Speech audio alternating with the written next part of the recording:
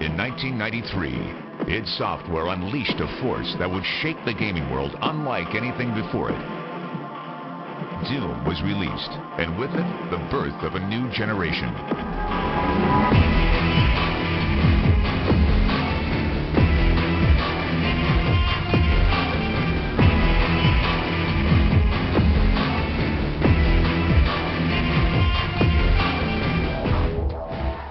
The original Doom was a really significant jump in gaming technology for the time.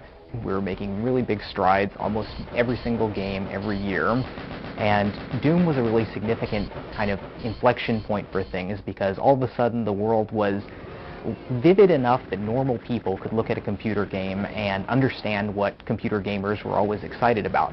With the new Doom game, we've been able to do what I think is one of the most important things for our game engines here, is we've unified the way all of our surfaces and lights interact. We're able to use the bump mapping technologies on the modern 3D cards to bring about detail into things that we can still run at a very rapid rate.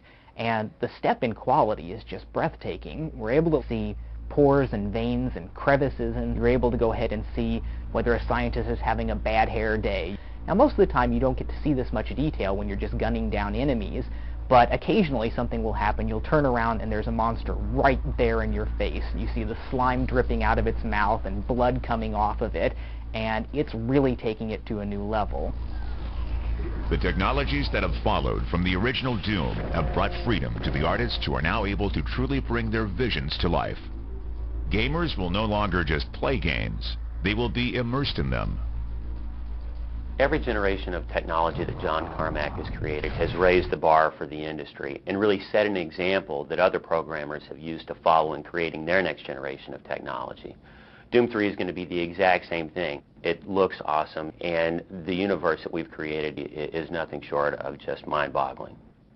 We are going to redefine what people expect to see in a PC game experience and provide them something that they haven't had an opportunity to experience before.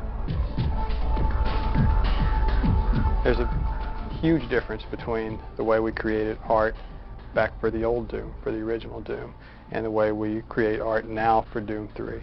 When you're trying to compare what you're used to seeing or what you saw in the old Doom compared to Doom 3, it's almost like a comic book coming to life. In Doom 3, we're able to create hyper-realistic environments, things that you really would only see before in a movie. When a character passes through the light and the way the light works against the surface and casts a shadow across its own body and casts a shadow on the floor, the type of detail that we're able to achieve with each character begins to feel like you can reach out and actually touch it. It's pretty much the most frighteningly realistic experience that you have inside a game. In the original Doom, we had a lot of limitations when we were working with the maps. The player couldn't jump, we weren't able to have a room above another room. It was all very simple. The level making experience in Doom 3 is much more complicated than any other title that we've done in the past. As technology's improved, we've had fewer and fewer limitations. And now, with Doom 3, we have the ability to create anything that we want. As an animator from a film background, I was always taught to try to get inside the characters and kind of get a feel for what they're thinking. And with the new Doom, I felt that I've been able to be a lot more creative here because I get to basically come up with how the characters move and what the cinematics are and what the demons are doing, what the zombies are doing. So it's very cool. People probably won't understand the amount of detail that is in the world and what goes into creating those details. All the textures are actually models. They're not just painted anymore. Everything is modeled, very detailed, very high res, and then we'll build the lower res off of that, and with the new John Carmack magic, it adds all the details back in. We're getting to the point where people really enjoy having that ability to create cinematics that, are basically film quality. When we were presented with the opportunity to work on Doom 3, that was a bandwagon I jumped on, with both feet and kind of rallied and said, yes, that's what we need to make, because the technology was right and the time was right, and I really felt that's what fans wanted. People wanted another Doom game from id. Gamers and press alike embraced Doom as it took them through an uncomfortable journey filled with demons and monsters. A decade later, id Software brings back the title that defined the first-person action shooter and makes it one of the most frightening places to be.